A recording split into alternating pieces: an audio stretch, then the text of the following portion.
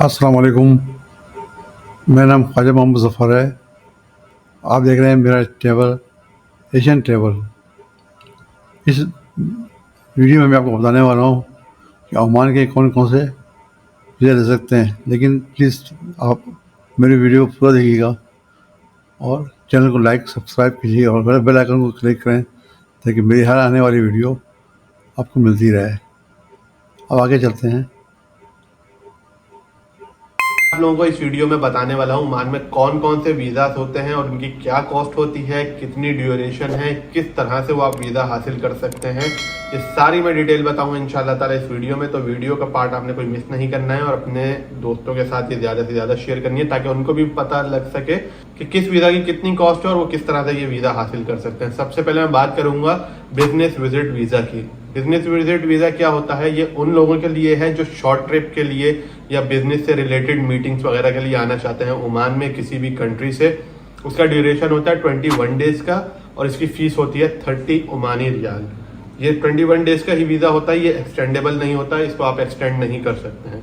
तो अब second visit visa की मैं बात करूं, वो होता है स्पॉन्सर्ड विजिट वीज़ा। वो कैसे मिलता है और वो किन लोगों को मिलता है? अगर तो आपकी फैमिली ऑलरेडी यहाँ पर मौजूद है, कोई भी आपका भाई है, कोई भी ब्लड रिलेशन है आपका, तो वो आपको विजिट वीज़ा स्पॉन्सर कर सकता है। उसकी ड्यूरेशन होती है 3 मंथ की और ये 1 मंथ एक्सटेंडेबल होता है। तो ये 4 मंथ का टोटल पीरियड होता है इसका वीज़ा का और इसकी फीस होती है 20 ओमानी रियाल। ये हो गया स्पॉन्सर्ड विजिट वीज़ा। इसके बाद आता है family joining visa. Family joining visa आपके सिर्फ फर्स्ट ब्लड रिलेशन आ सकते हैं, जिसमें आपके मदर हो गए, आपकी फादर हो गए, आपकी वाइफ हो गई, आपके चिल्ड्रंस हो गए अंडर 21 ईयर्स ओल्ड। तो ये आपके फैमिली ज्वाइनिंग वीजा पर आ सकते हैं। कौन कौन से डॉक्यूमेंट रिक्वायर्ड होते हैं, क्या फीस होती है, कौन से डॉक्यूमेंट आपको अटेस्टेशन करवानी होती है, सारी मैंने आपको डिटेल बताई है। इस वीडियो में आप जाकर देख सकते हैं, मेरी सारी आपको डिटेल मिल जाएगी इंशाल्लाह ताला। इस वीजे का ड्यूरेशन होता है 2 इयर्स और इसके बाद ये 2 इयर्स के बाद रिन्यू भी हो सकता है। इसकी कॉस्ट होती है 20 ओमानी रियाल। ये हो गया फैमिली ज्वाइनिंग वीजा। अब मैं बताता हूँ आपको 4th नंबर पे इन्वेस्टर वीजा। इन्वेस्टर वीजा क्या होता है कि आपने यहाँ पर बिजनेस करना है, आपने यहाँ पर बिजनेस करने के लिए कंपनी रजिस्टर करवाई है, जिसके बाद आपको एक वीजा इशू होता है जो कि आप ट्रैवल करके फिर ओमान आ सकते हैं उस वीजा के ऊपर। वो होता है इन्वेस्टर वीजा। उस इन्वेस्टर वीजा की सिर्फ जो कॉस्ट होती है 300 to 350 होती है विद ऑल मेडिकल पेपर्स वगैरह। इसके अलावा 4th नंबर में मैं बात करूंगा वर्क वीजा की, जॉब वीजा की, जो कि कंपनी स्पॉन्सर्ड वीजा होता है। आपको इस वीजा की कोई भी आपको कॉस्ट बेयर नहीं करनी पड़ती। जो भी कॉस्ट होती है वो आपकी कंपनी बेयर करती है। वीजा की कॉस्ट हो गई, ट्रैवलिंग की, एयरलाइन की कॉस्ट हो गई, टिकट की, वो भी सारी कंपनी बेयर करती है। आपको कोई कॉस्ट बेयर नहीं करनी पड़ती है। अगर आपको कोई बोले कि आपको मैं जॉब का वीजा दे रहा हूँ, वर्क वीजा दे रहा हूँ और आपको इतनी कॉस्ट देनी पड़ रही है, तो आप उससे चौकन्ना हो जाएं, क्योंकि ये फ्रॉड भी हो सकता है। इस तरह के बहुत सारे फ्रॉड होते हैं यहाँ पे, तो आपने इससे बिल्कुल मोहतात रहना है। उसकी आपको कोई कॉस्ट बेयर नहीं करनी पड़ती। हाँ, उसके अलावा मेडिकल की कॉस्ट होती है, जो आपको अपने होम कंट्री में एक मेडिकल करवा के यहाँ पर भेजना पड़ता है, उसकी आपको कॉस्ट बेयर करनी पड़ती है। सम कंपनीज वो आपको रिफंड कर देती हैं, कुछ कंपनीज आपको रिफंड नहीं करती हैं। तो सिर्फ यही एक छोटी सी कॉस्ट होती है जो आपको बेयर करनी पड़ती है।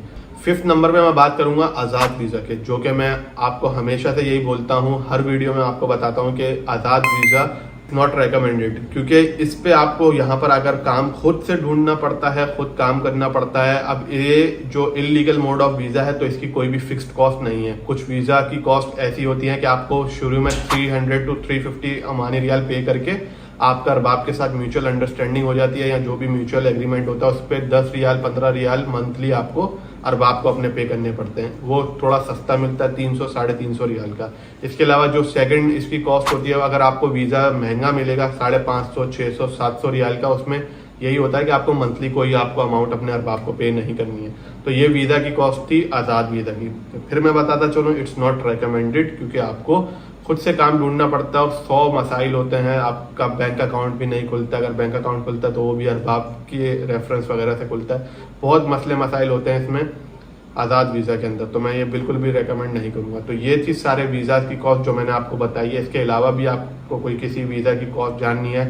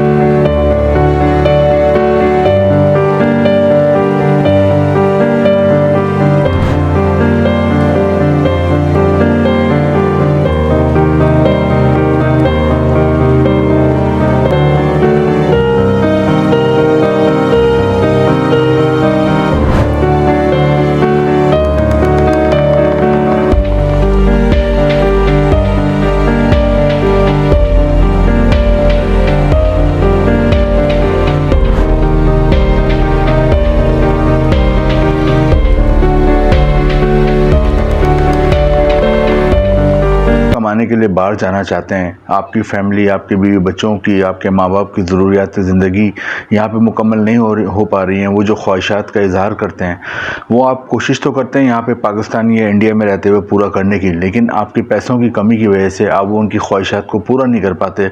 और फिर आप सोचते हैं कि यार यूरोप, कनाडा या यूएसए के किसी मुल्क में जाके मैं अगर इतनी मेहनत करूँगा तो डबल पैसे कमाऊँगा और अपने बीवी बच्चों की ख्वाहिशात पूरी कर सकूँगा।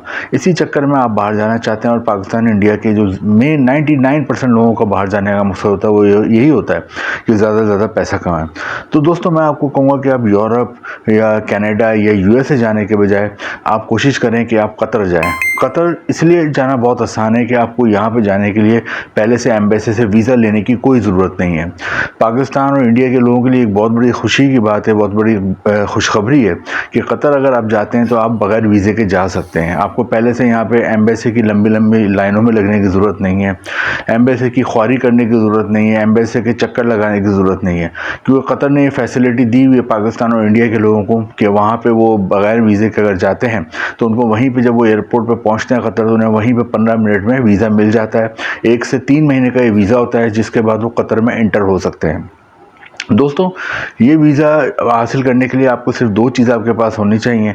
एक आपका पासपोर्ट बना हुआ होना चाहिए जिसकी 6 महीने की वैलिडिटी हो, यानी कि वो एक्सपायर ना हो या एक्सपायर होने के करीब ना हो, कम से कम एक्सपायर होने से 6 महीने का पहले उसमें टाइम हो। सेकंड, आपके पास डिस्कवर कतर उनकी एक वेबसाइट है, उसके ज़रिए आपने एक होटल की बुकिंग करानी है, वहाँ की 1 हफ़्ते की वो बुकिंग होनी चाहिए, और एक आपके पास कतर एयरलाइन का रिटर्न एयर टिकट होना चाहिए।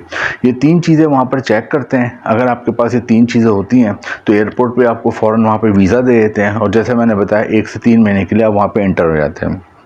दोस्तों कतर में कौन कौन सी जॉब्स हैं, कैसे आप वो हासिल कर सकते हैं, कितनी सैलरी होती है, क्या आप अपनी फैमिली को वहाँ ले आ सकते हैं नहीं ले आ सकते, और ये वीज़ा अप्लाई करने का प्रोसेस क्या होता है, ये तमाम चीज़ें हम डिस्कस करेंगे आज की वीडियो में।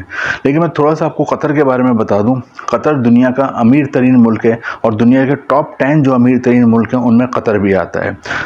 दूसरे इसका पासपोर्ट इतना मजबूत है कि यहाँ की जो नेशनलिटी होल्डर होते हैं या जिनके पास कतर का पासपोर्ट होता है वो दुनिया के तकरीबन 150 से ज़्यादा मुल्कों में वीज़ा फ्री एंट्री कर सकते हैं, यानी कि उनको वहाँ पे जाने के लिए वीज़ा लेने की ज़रूरत नहीं होती, इतना मजबूत इस मुल्क का पासपोर्ट है। और ये जैसे मैंने बताया दुनिया के टॉप अमीर तरीन मुल्कों में आता है, टॉप 10 में। तो ये आपको पता है कि सऊदी अरब और दुबई और यूएई वगैरह कितने अमीर मुल्क हैं, लेकिन कतर उनसे भी ज़्यादा अमीर मुल्क है। इससे आप अंदाज़ा लगाएं कितना अमीर होगा। और इसके अमीर होने की वजह है कि यहाँ 1940 में पेट्रोल और नेचुरल गैस के बहुत बड़े ज़खायर ये दरियाफ्त हुए थे, जिसकी वजह से फिर ये अमीर होता गया। और इस वक्त दुनिया का 2nd लार्जेस्ट एक्सपोर्टर है नेचुरल गैस का, जो पूरी दुनिया को गैस फराहम करता है और पेट्रोल और ऑयल फराहम करता है, जिसकी वजह से ये इसकी जो इकनॉमी है बहुत ही मजबूत है। दोस्तों कतर का कैपिटल दोहा है और इसमें ही यही इनका मोस्ट पॉपुलेशन सिटी है, इसमें दोहा, और पूरी दुनिया से लाखों टूरिस्ट हर साल यहाँ पे आते हैं। एक अंदाजे के मुताबिक हर साल यहाँ पे 20 लाख के करीब टूरिस्ट आते हैं विज़िट करने के लिए, घूमने के लिए, क्योंकि कतर में बहुत ज़्यादा अट्रैक्शंस हैं। हर तरह से आप जाके वहाँ पे मतलब आपके लिए वहाँ पे अट्रैक्टिव चीज़ें हैं, वहाँ की बहुत ही खूबसूरत वहाँ पे बीचेज़ हैं, वहाँ पे बहुत ही खूबसूरत बिल्डिंग्स हैं, बहुत ही खूबसूरत रेस्टोरेंट्स हैं और बहुत खूबसूरत सीनरीज़ हैं। तो वहाँ पे तकरीबन जैसे मैंने बताया तकरीबन 20 से 25 लाख हर साल टूरिस्ट आते हैं घूमने के लिए। दूसरी इंपॉर्टेंट बात यह कि कतर जैसे मैंने बताया बगैर वीज़ा का आप जाते हैं एयरपोर्ट पे, आपको वहाँ पे 1 से 3 महीने का वीज़ा मिल जाता है और आप कतर में एंटर हो जाते हैं। कतर में जब एंटर होते हैं तो वहाँ पे जो लोग समझदार होते हैं, जो वो जॉब हासिल करने के चक्कर में है, तो वो 3 महीने घूमने के बजाय कोशिश करते हैं वहाँ पर किसी से जॉब वगैरह के सिलसिले में बात कर लें, क्योंकि मैं आपको बताता हूँ कि वहाँ पर कौन कौन सी जॉब सेक्टर्स में जॉब ज़्यादा है। सबसे ज़्यादा तो वहाँ पे ऑयल और नेचुरल गैस की फैक्ट्रियाँ बेशुमार हैं, क्योंकि मैंने बताया तकरीबन आधी दुनिया को ये कतर प्रोवाइड करता है गैस और पेट्रोल। तो पेट्रोल और गैस की फैक्ट्रियों में बेशुमार जॉब्स होती हैं। ख़ास तौर पे अगर आप पढ़े लिखे हैं या पढ़े लिखे नहीं हैं, दोनों सूरतों में आपको उधर जॉब्स मिल सकती हैं। पढ़े लिखे लोग अगर हैं तो ख़ास तौर पे जो केमिकल इंजीनियर हैं, जो मैकेनिकल इंजीनियर हैं, इलेक्ट्रिकल इंजीनियर हैं या डिप्लोमा होल्डर हैं केमिकल में, इलेक्ट्रिकल में, इलेक्ट्रॉनिक्स में, मैकेनिकल में, उनके लिए पेट्रोल और नेचुरल गैस की जो फैक्ट्री हैं उसमें बहुत अच्छी जॉब्स और बड़ी ज़बरदस्त इधर सैलरी मिलती है। यहाँ पर तकरीबन जो सैलरी है वो पाकिस्तानी रुपीज़ में 6 लाख रुपए के बराबर एवरेज सैलरी मिलती है और इंडियन रुपीज़ में 2 लाख के बराबर एवरेज सैलरी मिलती है। सेकंड, जो ये नेचुरल गैस और पेट्रोलियम की जो फैक्ट्री हैं वहाँ पे जो आम जो वर्कर होते हैं, जो इतने पढ़े लिखे नहीं हैं लेकिन जो हेल्पर के तौर पे काम कर सकते हैं, वहाँ पे क्लीनर के तौर पे काम कर सकते हैं, वहाँ पे जो लिफ्ट वगैरह तमाम चलती हैं फैक्ट्री में उसको ऑपरेट कर सकते हैं, या जो वहाँ पे स्टोर होता है, वेयर हाउस होता है, उसका सामान वगैरह उठाना होता है, उसको सामान को ट्रकों में और दूसरी जगहों पे लोड करना होता है, उसके लिए वर्कर की ज़रूरत होती है। तो पढ़े लिखे और illiterate and literate both persons can apply, दोनों के लिए जॉब्स हैं। तो ये इधर एक बहुत बड़ा सेक्टर है पेट्रोल और नेचुरल गैस की फैक्ट्रियाँ। सेकंड नंबर पे वहाँ पे जो जॉब्स क्या आती हैं वो जैसे मैंने बताया तकरीबन 20 से 25 लाख हर साल टूरिस्ट आते हैं घूमने। तो होटलिंग में बहुत जॉब है। अगर आप होटलिंग और रेस्टोरेंट में काम करने के ख्वाहिशमंद हैं तो वहाँ पे आपको बेशुमार जॉब्स मिलेगी। उनमें अगर आप शेफ़ और कुक की आपको जॉब मिल सकती है, वहाँ पे रूम क्लीनिंग की जॉब मिल सकती है, हाउस कीपिंग की जॉब मिल सकती है, वहाँ का जो वेयर हाउस होता है, स्टोर होता है होटल का, उसको संभालने की जॉब मिल सकती है, वहाँ पे रूम सर्विस की जॉब मिल सकती है, वहाँ पे वेटर की जॉब मिल सकती है, वहाँ पे आपको वेट्रेस की जॉब मिल सकती है, वहाँ पे गार्ड की जॉब मिल सकती है होटल में। और वहाँ पे इसके अलावा ड्राइवर्स की बड़ी डिमांड है। एक तो होटल में ड्राइवर चाहिए होते हैं क्योंकि एयरपोर्ट से होटल तक गेस्ट को लाना होता है, और जो गेस्ट वापस जाते हैं अपनी अपनी कंट्रीज़ में उनको छोड़ने के लिए वापस कतर के एयरपोर्ट जाना होता है होटल से। तो एक तो उन्हें होटल वालों को ड्राइवर चाहिए होते हैं। सेकंड, दो किस्म के ड्राइवर बहुत वहाँ चाहिए होते हैं। एक तो टैक्सी ड्राइवर, अगर आपको ड्राइविंग आती है, पाकिस्तान या इंडिया में आपके पास ड्राइविंग लाइसेंस है तो इसे इंटरनेशनल ड्राइविंग लाइसेंस में कन्वर्ट करा लें तो आपको वहाँ आसानी से ड्राइविंग की जॉब मिल जाती है। थर्ड नंबर पे फूड डिलीवरी की वहाँ बहुत जॉब है, क्योंकि फूड डिलीवरी वहाँ होती है, बड़े बड़े वहाँ पे चेन है, ब्रांड्स हैं फूड के, तो उनको भी घरों में और ऑफिस में पहुँचाना होता है। थर्ड नंबर पे डिपार्टमेंटल स्टोर से जो घरों में ग्रॉसरी का सामान पहुँचाना होता है उसकी डिलीवरी की भी जॉब है। इसमें बहुत जॉब्स हैं। इसके अलावा हेल्थ केयर सेक्टर में बहुत जॉब हैं। अगर आप डॉक्टर हैं, नर्स हैं, या आप डिस्पेंसर हैं, या वार्ड बॉय हैं, या आप फार्मेसी का काम जानते हैं तो इन लोगों के लिए बहुत जॉब्स हैं और डॉक्टरों को वहाँ बड़ी अच्छी पे मिलती है। थर्ड नंबर नेक्स्ट जो वहाँ जॉब्स हैं वो टीचर्स की जॉब है। अगर आप पढ़े लिखे और पढ़ा सकते हैं तो वहाँ पे आप टीचिंग कर सकते हैं। वहाँ पे इंग्लिश, फिजिक्स, केमिस्ट्री, इसमें आप मास्टर्स हैं या बैचलर्स हैं तो वहाँ पे आपको इसमें एजुकेशन में भी जॉब मिल सकती है। अच्छा, जैसे मैंने बताया जो 1 से 3 महीने का वीज़ा मिलता है शुरू में, तो उसमें जो लोग समझदार होते हैं कोशिश करते हैं कि डिपार्टमेंटल स्टोर में या कहीं भी कहीं जॉब्स की अपनी बात कर लें, क्योंकि वो विजिट वीज़े पे जाते हैं, वहाँ पर कंटिन्यू जॉब तो नहीं कर सकते। उन्हें अगर लेकिन कहीं बात कर लेते हैं तो वापस पाकिस्तान या इंडिया आते हैं तो जॉब जिनसे उनकी बात डन होती है तो वो एम्प्लॉयर उनको जॉब ऑफर लेटर भेजता है। उसके बाद वो दोबारा वर्क वीज़ा लेते हैं कतर का, जो उन्हें 1 से 3 साल का मिलता है, और फिर वो वहाँ जाके आराम से काम करते हैं। तो एक तो ये तरीका होता है जॉब का। दूसरा ये होता है कि बहुत सारी ऑनलाइन वेबसाइट्स हैं और न्यूज़पेपर और गूगल वगैरह पर कतर की जॉब्स आती हैं, तो उधर से भी आप ऑनलाइन जॉब के लिए अप्लाई कर सकते हैं। उसके लिए आपके पास एक अच्छा CV बना होना चाहिए। मैंने भी डिस्क्रिप्शन में 2-3 लिंक्स दिए हैं जॉब्स के, तो आप ऑनलाइन भी अप्लाई कर सकते हैं जॉब्स के। तो उस सूरत में भी अगर आपको एम्प्लॉयर वहाँ से आपको जॉब ऑफर लेटर भेजता है तो फिर आपको वर्क वीज़ा मिल जाता है यहाँ के एम्बेसी से कतर के, और फिर आप जाते हैं 1 से 3 साल के लिए। जब हम वहाँ चले जाते हैं बाद में आप अपनी फैमिली को भी, बीवी बच्चों को भी बुला सकते हैं। वहाँ एजुकेशन सिस्टम बहुत ज़बरदस्त है। वहाँ बच्चों के लिए बड़ी एक्टिविटीज़ हैं, बहुत फन लैंड है, बहुत डिज्नी लैंड है, ये बच्चों के लिए बड़ी अट्रैक्शन है। तो वहाँ पर इस तरह आप अपनी फैमिली को भी वहाँ पे बुला सकते हैं, उनका भी लाइफ स्टाइल बंद हो जाता है।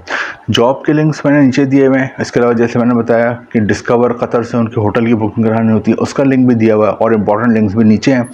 नीचे आप लिंक्स पे जाइए और वहाँ पे आप क्लिक करें और वहाँ से आप अप्लाई करें जॉब के लिए, या अगर आप होटल की बुकिंग करानी है तो डिस्कवर कतर से भी आप वहाँ से होटल की बुकिंग करा सकते हैं। तो कतर जाना बहुत आसान है, बहुत ही ज़बरदस्त मुल्क है। यहाँ पे पाकिस्तान और इंडिया के बेशुमार लोग हैं। आप अगर पाकिस्तान और इंडिया के लोगों को तो ऐसा लगता है कि उनका दूसरा घर है कतर, और दूसरे वहाँ के लोग बहुत फ्रेंडली हैं। अच्छा, आबादी कम है, 27 लाख की आबादी, तो उन्हें बाहर से वर्कर चाहिए होते हैं। जैसे मैंने बताया कि पूरी दुनिया में तकरीबन सेकंड लार्जेस्ट एक्सपोर्टर कंट्री है जो पूरी दुनिया को नेचुरल गैस फराहम करता है और पेट्रोल फराहम करता है। तो वहाँ एम्प्लॉयज़ होने चाहिए होते हैं। पाकिस्तान, इंडिया, बांग्लादेश से बेशुमार लोग वहाँ जाते हैं और अच्छा काम करते हैं।